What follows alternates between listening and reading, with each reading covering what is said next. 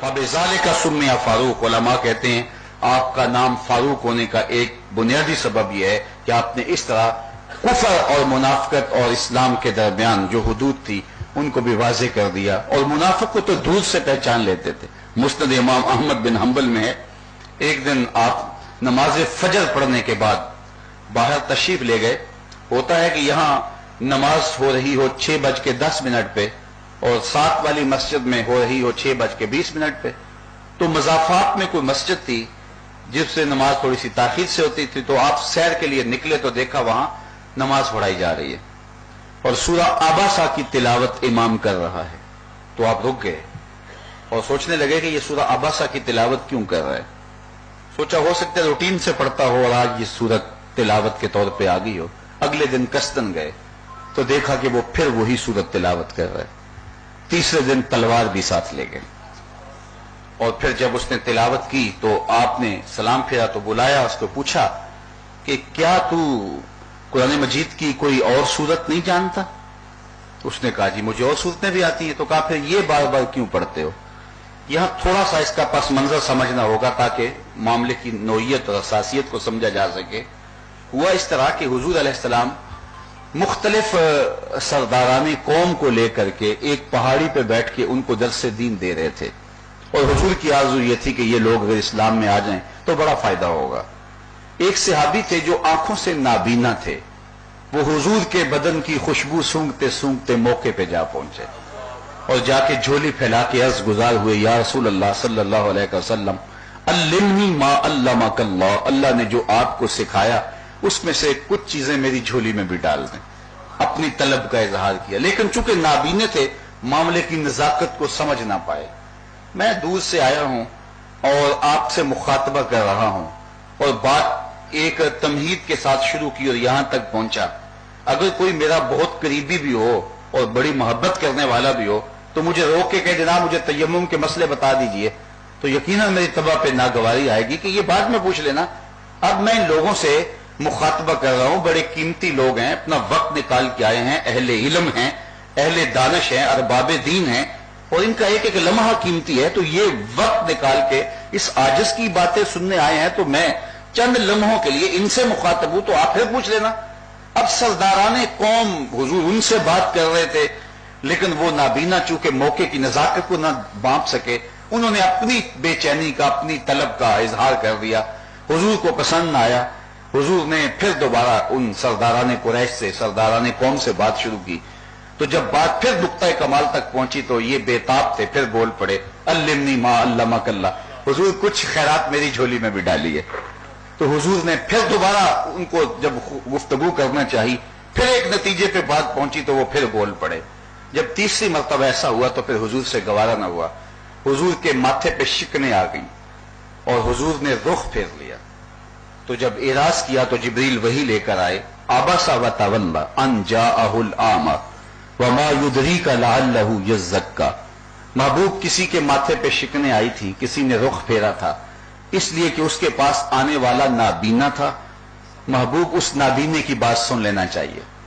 تو اللہ تعالیٰ نے جو ہے وہ محبوب علیہ السلام کو اس بات کی توجہ دلائی کہ یہ ہے نابینا، اور یہ آداب مجلس بھی پوری طرح بھانپ نہیں سکا، اور دوسری جانب سرداران قوم ہیں، لیکن رب کی نظر میں یہ نابینا پیارا ہے، اس لیے کہ محبوب یہ تیرے سے محبت تو کرتا ہے، یہ تو نخرے سے سن رہے ہیں اور یہ جھولی پھیلا کے علم کی خیرات مانگ رہا ہے۔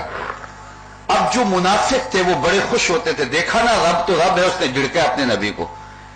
تو وہ جو منافق تھا وہ اس نیت سے بار بار سورہ آباسہ کی تلاوت کرتا تھا کہ دیکھو کہ رب نے قرآن میں پھر نبی پہ سختی کی ہے، حالانکہ یہ جھڑک نہیں ہے، اس پر بہت کچھ کہا جا سکتا ہے لیکن مضمون نہیں۔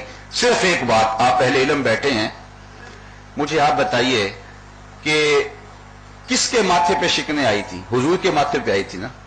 رخ کس نے پھیرا تھا؟ حضور نے پھیرا تھا۔ اور نابینا کس کے پاس آیا تھا؟ حضور کے پاس آیا تھا۔ یہ بات حضور کی تھی، رب نے کی بھی حضور سے، تو پھر یوں کی جاتی نا ابستا وتولیتا، محبوب آپ کے پاس ایک نابینا آیا تھا، آپ نے ماتھے پہ شکنیں ڈال لی، آپ نے رخ پھیر لیا۔ محبوب آپ نے ایسا کیوں کیا؟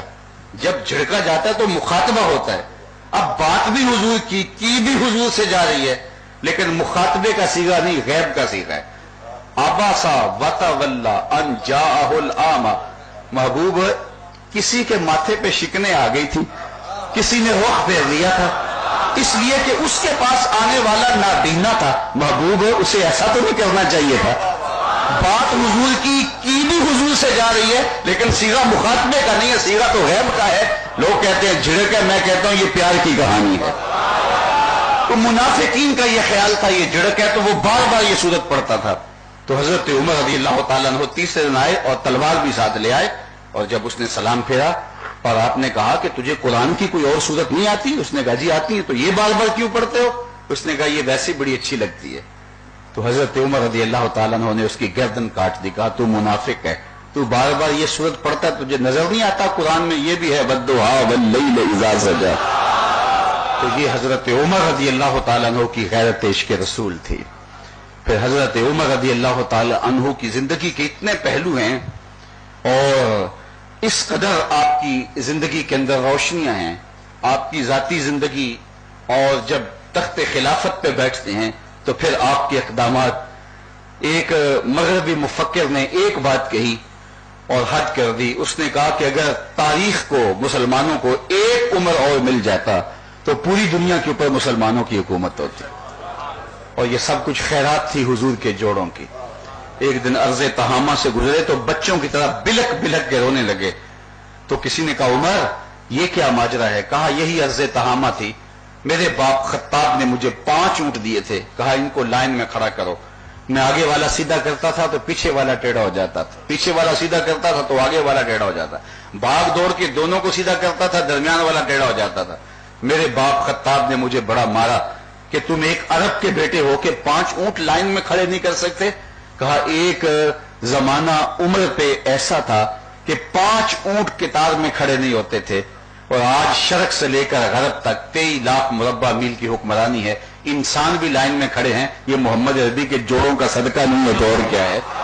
مجھ سے تو 5 اونٹ جو ہے وہ قطار میں کھڑے نہیں ہوتے تھے.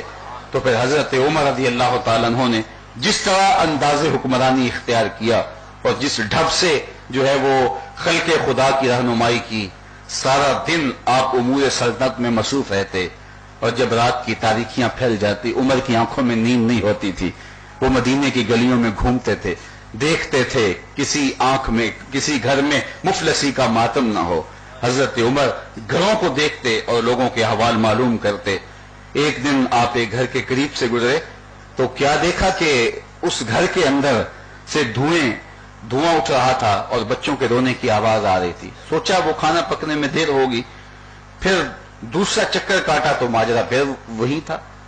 خیر حضرت عمر رضی اللہ تعالیٰ عنہ نے دروازے پر دستک دی. اندر سے خاتون کی آواز آئی، کون ہے؟ کہا ایک مسافر ہوں، یہ میں دیکھ رہا ہوں کہ آپ کے گھر سے دھواں اٹھ رہا ہے اور بڑی دیر سے، تو ماجرا کیا ہے؟ تو اس نے کہا جاؤ اپنا کام کرو. کہا نہیں مجھے ہمدردی ہے، میں پوچھنا چاہ رہا ہوں. اس نے کہا میں عمر کی جان کو رو رہی ہوں. حضرت عمر رضی اللہ تعالیٰ عنہ رک گئے.